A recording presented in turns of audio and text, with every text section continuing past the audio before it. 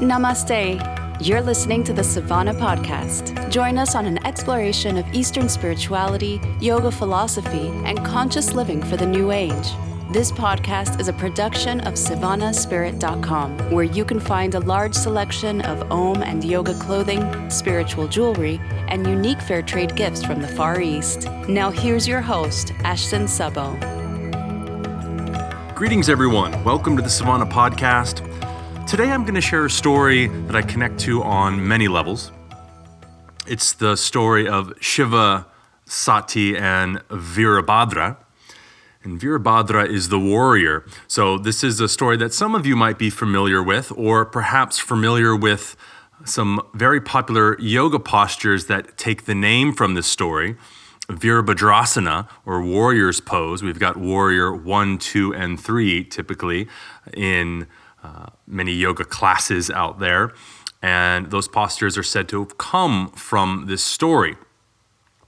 Now, it is important to recognize that in mythology, we are all the characters in the story, but it's also inevitable that we tend to recognize other people in our lives in the stories, and it's definitely that way with this story in myself, in terms of I relate quite a bit with Shiva in this story, and I can see a lot of my loving wife in the story as well, in the character of Sati.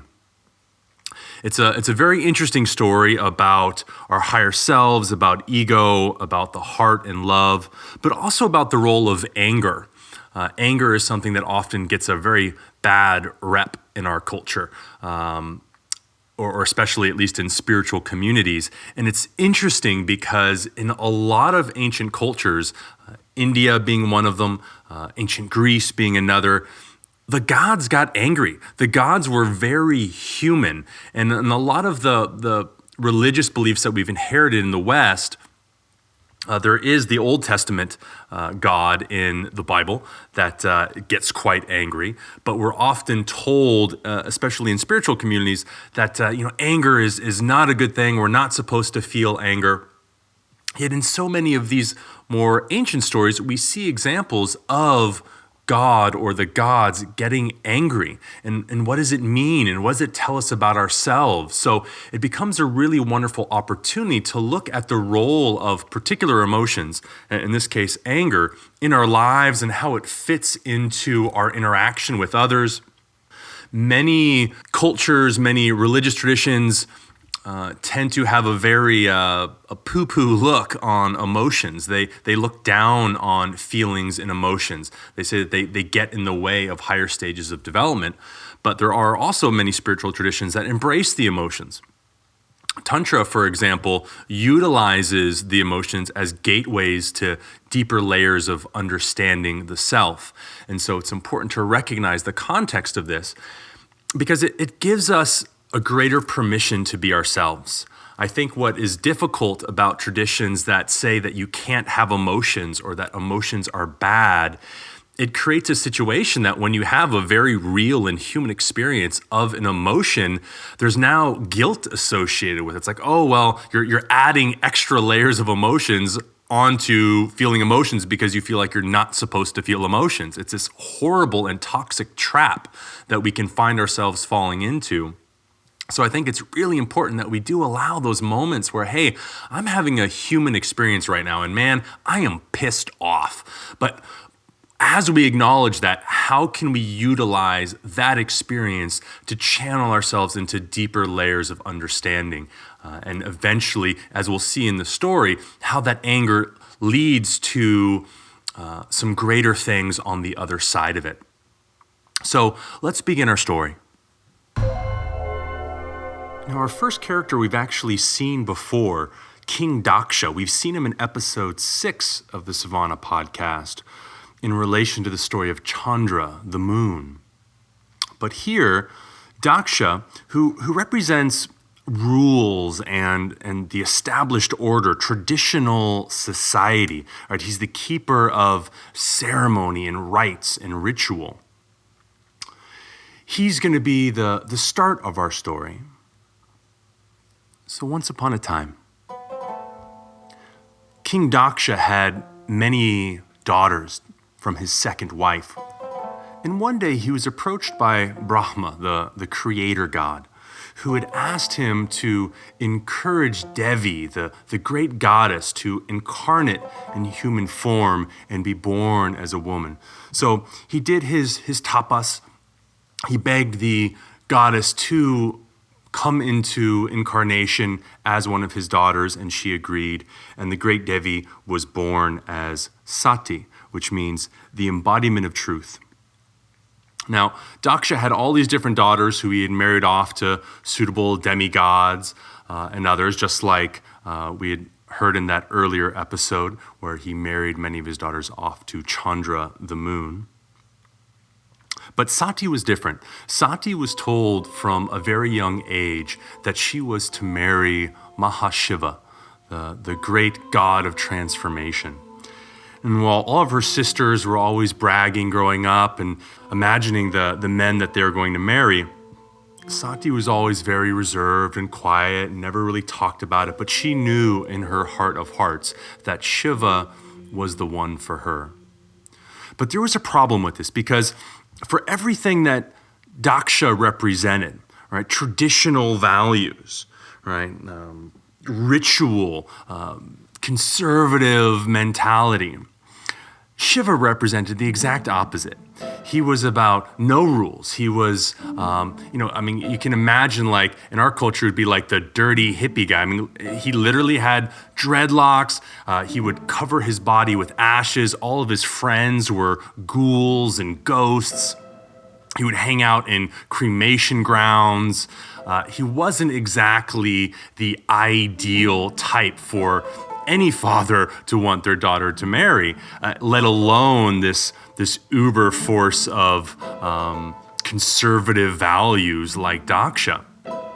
So this was a problem anytime that it was sort of spoken about her as she was growing up. But she was completely committed. She knew that that's who she had to marry. So as her life went on, as she grew up, she started to do all these really powerful tapas and sadhana, the spiritual practice to bring her closer to Shiva. And it was so powerful that even the other gods started to recognize. But of course not Shiva, because Shiva was always up on the mountaintop. He was meditating. He was in samadhi. He wasn't interested in women or in marriage. He was just interested in, truth and being. But the other gods approached Shiva and they're like, hey, we've got this great gal you gotta meet. She's amazing. You'll love her. And Shiva, kind of responded with this idea like, hey, I'm not really interested in any of that. I mean, I'm more interested in meditation, and if any woman was going to catch my interest, she'd have to, be interested in the same things and not bother me when I'm in samadhi, and kind of understand that. And really, I mean, what woman would be interested in me? Because here he is, this ash-covered yogi, doesn't really care much about his physical appearance. He's got his super long dreadlocks, which, dreadlocks, if you're not taking good care of yourself, those can get a little stinky. So it's like, he's like, what woman would want me anyways? And the gods keep persisting. He's like, well, and he goes off to describe like the perfect woman, the only type of woman that could possibly catch his attention. And the gods are like, well, hey, we just so happen to have such a lady. So Shiva agrees to meet her. He agrees to meet Sati. And of course, he's playing a little coy at first, but they fall in love and they agree to marry. And this is infuriating to King Daksha. He does not want his daughter to marry Shiva. He does not give his blessing for the marriage. But Shiva and Sati go up to Mount Kailash, to his home, and they stay there. And there's some wonderful stories, too, about their interactions as well. But one day, Sati hears that her father Daksha is holding the biggest sacrifice, the biggest ceremony ever. And essentially everyone in the world is invited, except Shiva. Right? And so because she's with Shiva and she is his husband, they didn't get the invitation.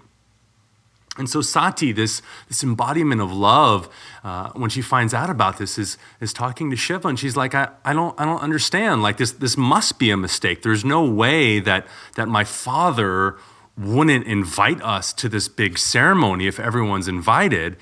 And Shiva tried to explain to her, is like, look, your father doesn't like me. He's doing this particularly to insult me. Don't worry about it. If you go, you're just gonna get angry. It's not going to work out well for anyone, but she's like, well, I've got to go. Like, this is my father's ceremony. And like, of course we're invited. Like, there's just the invitation must have gotten lost in the mail. Like, it's fine. It's my dad. Like, yes, he might not have approved, but he loves me. This is fine. And Shiva tried to continue explaining, like, it's not going to work out well, but of course, you're your own person. You do what you feel best to do, but I don't think the outcome is going to be what you want. And so she does. She goes to the fire ceremony. Now, when she gets there and she arrives, and Daksha and his court of advisors sees her, the advisors all start to kind of talk under their voice, and they're like, oh, there's the wife of that Shiva fellow. He's such a ragamuffin, he's a hippie, he's a bum. And they start to insult Sati's husband, Shiva. And again, she has a really hard time with this. She's like, I don't understand. Like, this is the man that I've chosen to marry. This is Shiva. What he truly represents is everything. And so she's like, well, how can you have a ceremony without the Lord of everything? Like, this doesn't even make sense, let alone your insults that you're lavishing towards him. But it didn't stop. And Daksha even gets involved as well. And he starts to insult Shiva. And this it breaks Sati. She's, if anyone that knows a truly emotional woman or person, when someone lays into them, I mean, you just see them break physically in your eyes, and it's a heartbreaking thing. And that happened to Sati. She literally just crumbles. Like, my father, how could he say these things? And she just says, you know what, I can't even believe that this is happening. In the Vedas, they say that the only true sacrifice can come when that sacrifice itself when the offering itself is God. Right? So if God is not being sacrificed, then there is no true sacrifice. And remember, Sati is the embodiment of truth. So knowing that no sacrifice can happen without God present, without Mahashiva, that Lord of everything present, she says, well, then I will sacrifice myself. And she throws herself onto the fire, burns herself alive. This shakes the world. It shakes the universe. And way up on Mount Kailash, Shiva feels this. He feels and knows and understands everything that has happened and everything that has transpired. And he gets furious. He gets angry. He just boils over with anger, and he takes one of his dreadlocks and he rips it off of his head, and he throws the dreadlock down into the earth, and that dreadlock buries itself all the way down through Mount Kailash, all the way down to the plains to where Lord Daksha's palace is. And that dreadlock becomes Virabhadra. It becomes the warrior. And this fierce aspect of Shiva, this force of nature and anger itself, rises up out of the ground in the middle of the fire ceremony and just starts laying waste to everyone present, killing everyone in sight. Ultimately, chops off the head of Daksha. And there is just utter carnage left at the ceremony. And into this waste, And think of just a battleground littered with bodies and smoke. In walks Shiva. And Shiva, at first, is still furious at what happened. But then he sees what that anger has done. He sees the destruction that it's caused. He sees his wife burned and dead, and his anger turns to sorrow.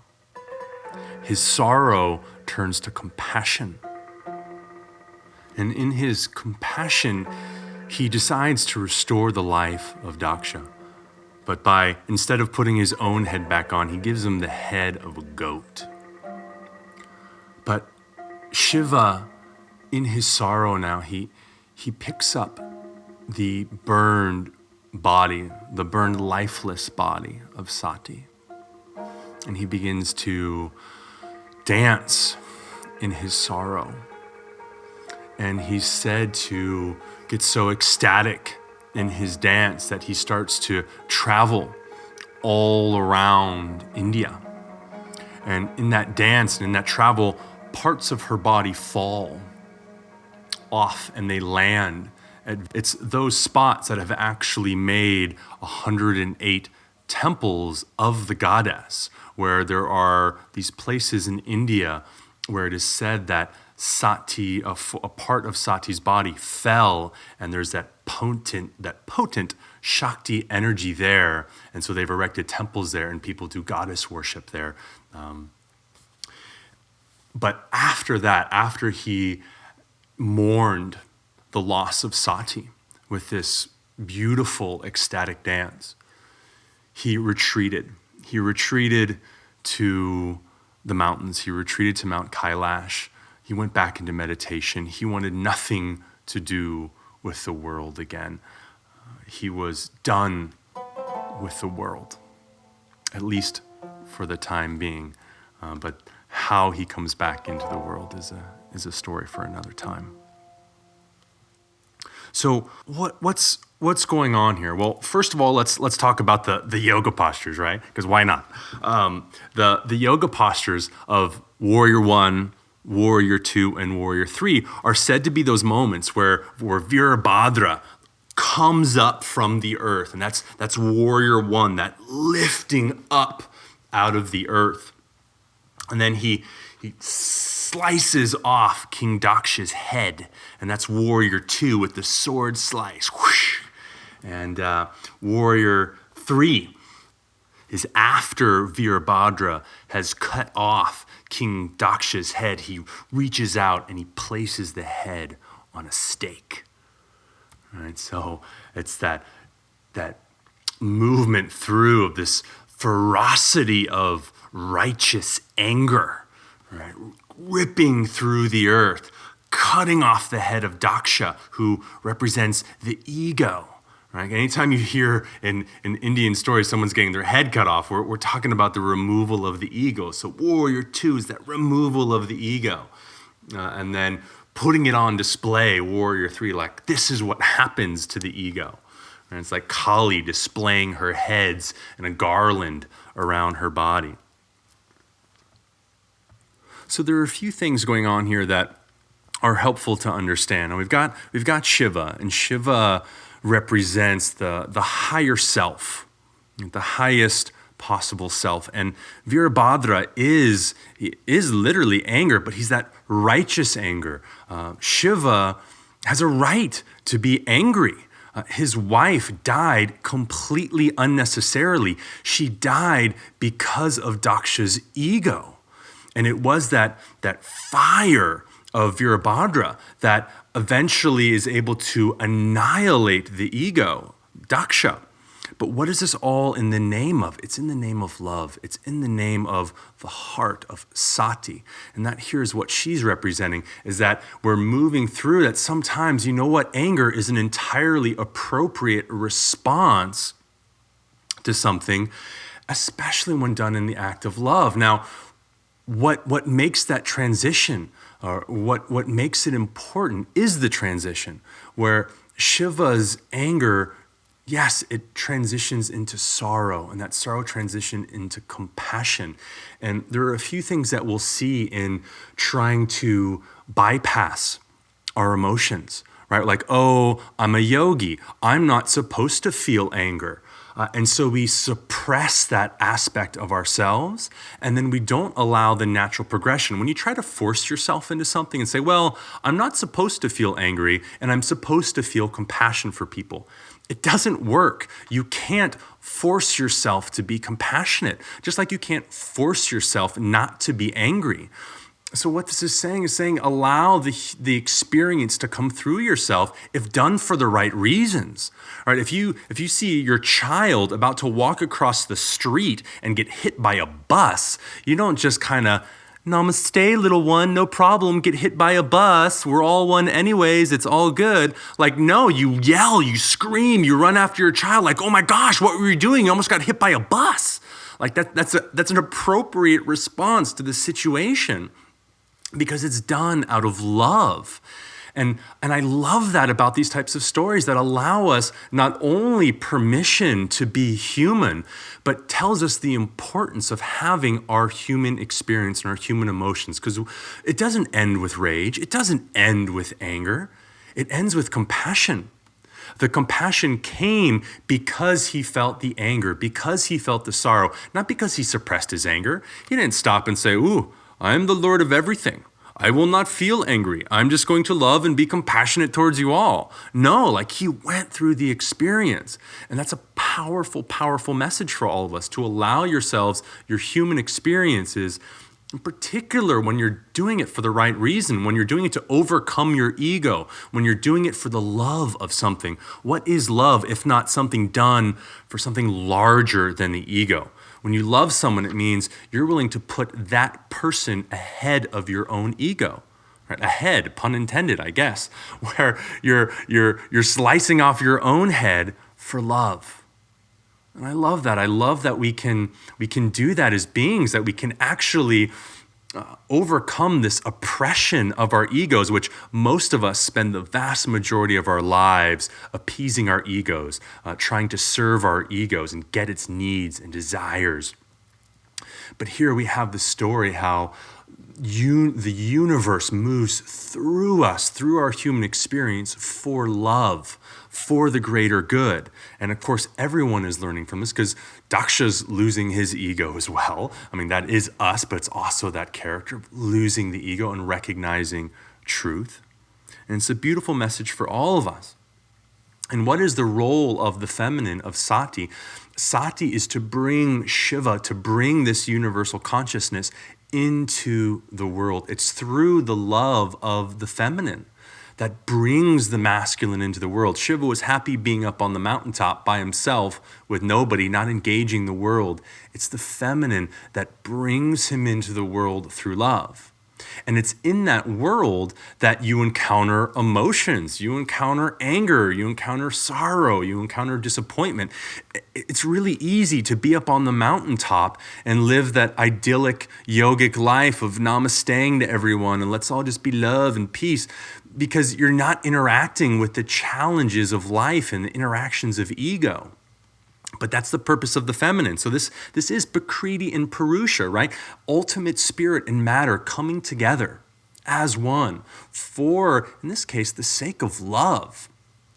Now, it doesn't end well, necessarily. The story itself is giving us this beautiful lesson. But don't worry, Shiva does come back. Sati is eventually reborn again. So it does work out well. And that again becomes the role of the feminine, to bring Shiva out of his yogic states and trances, wanting to disconnect from the world all the time. A lot of people you'll meet that have really profound meditation practices, and I can say this for any of the times that I've really gone deep into my meditation practices, I don't really want to connect with the world. That inner experience, that world is so beautiful, so powerful, that you don't want to leave it. And it's so much easier than the complexities of life. If there's one lesson that I get smashed into my face every single day being back in the world, in the Western world, is how complex it is and how difficult it can be. And the times that I long for just being back on my little island and being able to sit in my hut and meditate all day or do yoga practice or do nothing, it's strong. But again, that's the beauty of the feminine, to say like that's not what life is about. It's not about sitting up on the mountaintop. It's not about hiding in a wave in a cave somewhere. It's about being in the world and having the totality of the human experience. And truly, that's what we need in this world right now. We need people willing to get messy, to get dirty, but to do it for the right reasons, right? Because there's plenty of people out there right now already doing it for the wrong reasons. They're doing it for Daksha. They're doing it for the ego. Right? There are people interacting with the world to satisfy their ego. And what we need is people in that space of connection to everything. Right? That comes from meditation. It comes from these practices. But coming into the world, allowing themselves the human experience, but again, doing it for those righteous reasons, doing it for the right reasons, doing it for love, doing it for something other than the ego. So I hope next time that you start to have an emotion and you're thinking about suppressing it, or the next time you want to hide away from the world because it's easier, I hope you remember Shiva and Virabhadra, the warrior, and lovely Sati and the sacrifice that she made so that we could have this human experience. And that's all for our story today. I do want to share a review from somebody, because these reviews, and we ask at the end of every episode for you guys to leave us a review on iTunes. It really does help us with the podcast and getting the word out. It helps us with the rating systems and all that. But on a personal note, they mean a lot to me. I mean, you don't have to say all nice things. I want to hear the truth about what you feel about the podcast. It's going to help me grow as a podcaster. But really, the things that you guys share touch me so much. And, I was having a moment just the other day, struggling with some of the difficulties of being in the world and paying bills and everything else. And, I went on iTunes and I was reading some reviews, and I was so utterly touched at the things people say. And it's just like, wow, okay, I'm at least I'm doing something for something larger than myself. And that gives me so much strength to continue on. So thank you everyone for going on there and taking the time to do that, because it really does mean a lot to me personally, as well as professionally in helping the podcast. But personally, I just want to thank everyone. And there's one I want to share right now that I read last night as well. And this review is by someone named Fateful, and they said, I began listening for my own spiritual growth. Then I realized my daughter could learn valuable lessons also. As a self-proclaimed nerd and young woman of color, it's hard for her sometimes navigating middle school in the South. We listen on the way to school in the mornings, and I wasn't sure she was even paying attention until one day she came in my room to discuss an episode. Thank you so much for this resource. She's not only listening, she's absorbing and growing. And Fateful, also as a father of a daughter, and someone who shares all these things with my daughter and see the impact and effect it has on her, it makes me feel so good to know that other people are sharing these things with their children, because it really can add value. And you don't need to hear it from me. I mean, go out and learn these stories from anywhere that you can. But we live in a world that is so rich in all these amazing traditions if you're willing to go out and look for them. We don't really get them very often in our culture, or they're put in a container that is often very disempowering, when a lot of the stories were meant truly to be empowering. And it really touches my heart to hear that you're sharing the story with your daughter. We just recently released an episode that's coming out, the latest episode. It's episode 46 with some children's stories. That was something that been wanting to do for a while. I'm going to do a few more of those in the future as well. Stories specifically spoken to or spoken with children in mind. But again, all of these stories, I keep them as PG-13 as we can, or PG as we can, so that they can be listened to children. But I'm really touched that you're sharing them with your daughter and that she's enjoying them so much and learning. And it's something that you guys can do together and learn together and have a discussion about it. That really is just powerful and amazing for me. So thank you so much, Faithful, for taking the time to go on iTunes and share that with us all. I really, really appreciate it. For everyone else, thank you so much for listening. I appreciate you all. I hope you've learned something today. I hope you have a wonderfully present moment. Namaste.